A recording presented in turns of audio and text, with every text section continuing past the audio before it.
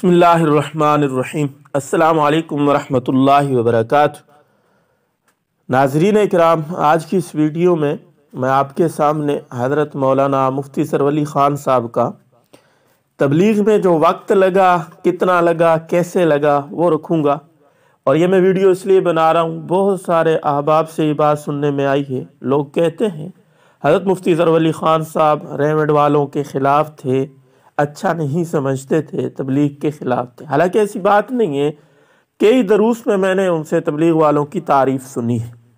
एक दर्स में अपना वाक़या भी उन्होंने ज़िक्र किया है। फरमाते हैं कि मेरा वक्त जमात में शुरू में इस तरह लगा कि कराची में इज्तिमा था तबलीग का, तो रेवंड के मुमताज़ आलिम दीन हज़रत मौलाना एहसानुल हक साहब वहाँ से मेरे मदरसे तशरीफ़ ले आए और मैं घर पे था नहीं था मदरसे में, तो वो चले गए।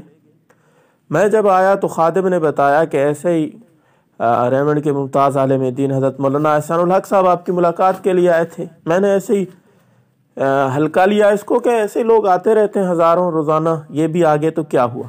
रात को जब मैं सोया तो नबी अलैहिस्सलाम की ख्वाब में ज़ियारत हुई। नबी अलैहिस्सलाम ने फरमाया मेरा बेटा आया था, तू नहीं था।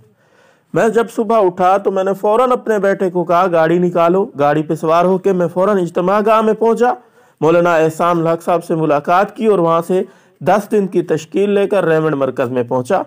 तो ये थे अल्लाह वाले हज़रत मौलाना मुफ्ती सरवली ख़ान साहब, जिन्होंने 10 दिन तबलीग जमात में लगाए और कई दुरूस में उन्होंने तबलीग वालों की तारीफ़ की है। और तो इस बातों से बचा जाए इस किस्म की जो लोग फैला रहे हैं। अल्लाह रब्बुल इज़्ज़त हमें भी उनके नक्शे कदम पे चलने की तौफीक अता फरमाए और अल्लाह ताला हज़रत की कामिल मग़फ़िरत फरमाए। आमीन या रब्बल आलमीन।